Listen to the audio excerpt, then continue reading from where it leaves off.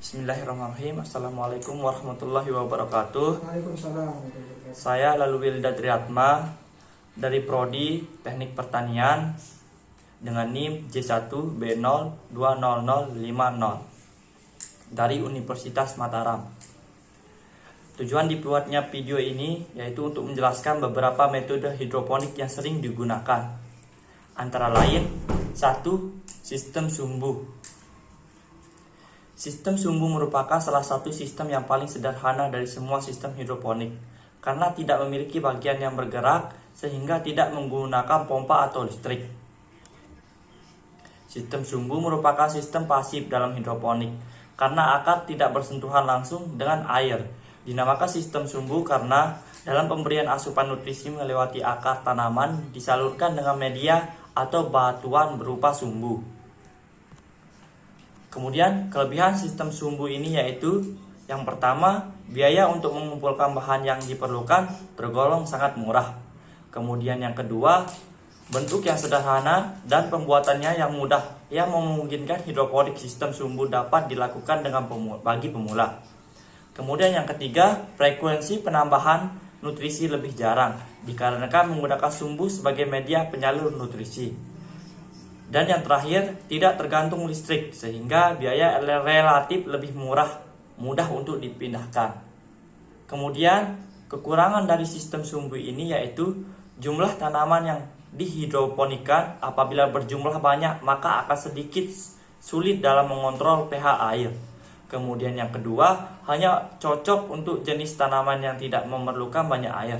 Hal ini disebabkan oleh kemampuan kapiler sumbu dalam menyalurkan nutrisi bersifat terbatas. Kemudian sistem selanjutnya yaitu sistem rakit apung. Kelebihan dari sistem rakit apung ini yang pertama yaitu biaya pembuatan yang murah dikarenakan tidak memerlukan alat yang menunjang sistem hidroponik mengalami keberlangsungan. Kemudian bahan yang diperlukan untuk pembuatan mudah dicari dari lingkungan sekitar. Perawatannya pun tidak sulit. Kemudian yang keempat, tidak tergantung pada kondisi kestabilan berikut ketersediaan listrik, sehingga bisa lebih hemat pengeluaran dan lebih hemat air dan nutrisi. Kemudian kekurangan dari sistem rakit apung ini yaitu rancangan hidroponik tanaman dengan sistem rakit apung lebih cocok dilakukan di dalam ruangan, bukan di tempat atau di luar ruangan. Kemudian yang kedua, akar tanaman lebih rentan mengalami pembusukan karena terus tergenang dalam air larutan nutrisi. Kemudian yang terakhir, kadar oksigen yang sedikit meskipun ada sebagian akar tanaman yang tidak terendam dalam larutan nutrisi sehingga memungkinkan ada oksigen untuk membantu proses fotosintesis. Prinsip kerja daripada rakit apung ini yaitu sistem memiliki kelebihan dan kekurangan yang sama dengan sistem sumbu. Hanya saja dalam sistem rakit apung penggunaan air lebih banyak dari sistem sumbu. Sistem rakit apung ini dapat digunakan untuk tanaman sayuran yang membutuhkan air dengan jangka waktu tanaman relatif singkat seperti kangkung, caisим, pakcoy, dan petsai. Kemudian sistem yang selanjutnya yaitu sistem NFT atau Nutrient Film Technique System. Kelebihan daripada sistem NFT ini yaitu sangat cocok untuk tanaman yang membutuhkan banyak air. Alasannya, sistem NFT akan membuat aliran air dapat terpenuhi dengan mudah, stabil, dan baik. Pemenuhan air dalam NFT memungkinkan akar tanaman untuk menyerap nutrisi lebih banyak, sehingga terjadi proses fotosintesis yang lebih baik. Dengan sistem NFT ini, masa tanam tanaman menjadi lebih singkat, sehingga kita bisa melakukan penanaman tanaman lebih banyak dibandingkan sistem hidroponik konvensional. Kemudian perawatan, pengontrolan, dan pemantauan aliran maupun kondisi nutrisi lebih mudah dikarenakan nutrisi ditempatkan dalam satu tempat atau wadah sehingga tidak perlu mengecek berulang kali karena dengan sekali melihat maka kita akan mengetahui kondisi nutrisi secara keseluruhan. Kekurangan daripada sistem NFT ini ialah perlengkapan untuk membuat hidroponik NFT tergolong sangat mahal meskipun banyak bahan alternatif yang bisa digunakan. Dikarenakan komponen peralatan untuk merancang sistem hidroponik NFT yang cukup banyak seperti pompa, persediaan nutrisi, tempat penanaman, dan lain sebagainya. Kemudian, tidak cocok untuk pemula. NFT membutuhkan ilmu, kemampuan, dan ketelitian yang agar dapat berhasil. Kemudian bergantung pada listrik. Beberapa alat memerlukan listrik yang stabil dan terus menyuplai agar sistem hidroponik yang telah dirancang terus berjalan. Kemudian sistem yang selanjutnya yaitu sistem irigasi tetes atau drip system.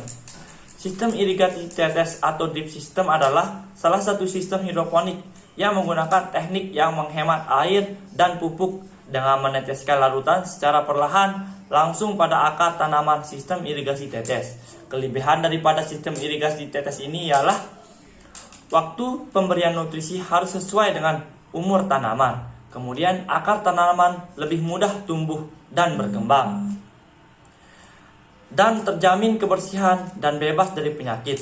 Kekurangan daripada sistem irigasi tetes ini ialah modal yang dibutuhkan untuk menyiapkan instrumen atau komponen perancangan relatif tinggi. Diperlukan wawasan lebih kuat dan mendalam mengenai tanaman. Kemudian perawatan harus intensif. Dan yang terakhir, permasalahan pada sistem pengairan maka akan berpengaruh terhadap hasil pertanian. Penggunaan nutrisi atau pupuk harus tepat. Kemudian sistem aeroponik. Teknik menanam tanaman dengan aeroponik berasal dari kata aero yang berarti udara dan ponik yang berarti cara menanam. Jadi aeroponik merupakan cara bertanam dengan media perakarannya udara.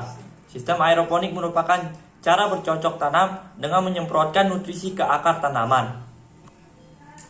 Kelebihan daripada sistem ini yaitu mampu mengendalikan akar tanaman, kemudian mampu memenuhi kebutuhan air dengan baik dan juga mudah.